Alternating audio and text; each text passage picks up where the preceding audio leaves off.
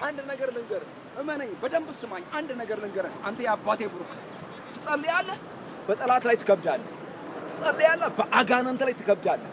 ጸልይ፣ በኢየሱስ በሉሲፈር ላይ ትከብዳለህ። ከጸለይክ በኢየሱስ ክርስቶስ ይኸውልህ፣ በአጠገብ ላይ ባለው በመቀኛ ላይ በሟርተኛ ላይ ትከብዳለህ። አንተ ከጸለይክ ማለት ነው።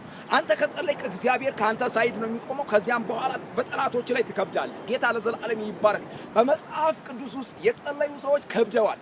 የጸለዩ ሰዎች በእግዚአብሔር ታስበዋል። የጸለዩ ሰዎች የአፋቸውን ፍሬ በልተዋል። የጸለዩ ሰዎች የጸሎታቸው መልስ ተመልሶላቸዋል። ትጸልያለህ፣ ለምድር መፍትሄ ትሆናለህ። ትጸልያለህ፣ ለምድር በረከት ትሆናለህ።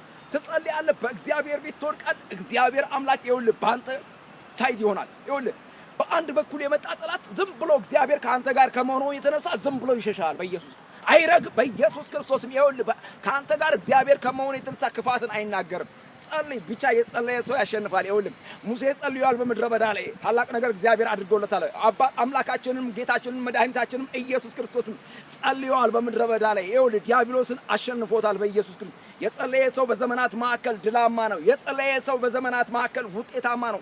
የጸለየ ሰው በኢየሱስም በዘመናት መካከል የእግዚአብሔርን ወንጌል ለማውራት አያፍርም፣ አይሸማቀቅም። እንዲህ ይላል፣ መዳን በሌላ በማንም የለም፣ እንድንበት ዘንድ ለሰዎች ሁሉ የተሰጠን ስም ኢየሱስ ነው ያለ። ይህንን የምስራቹን ወንጌል ሳያፍር ያወራል። ጌታ ለዘላለም ይባረክ።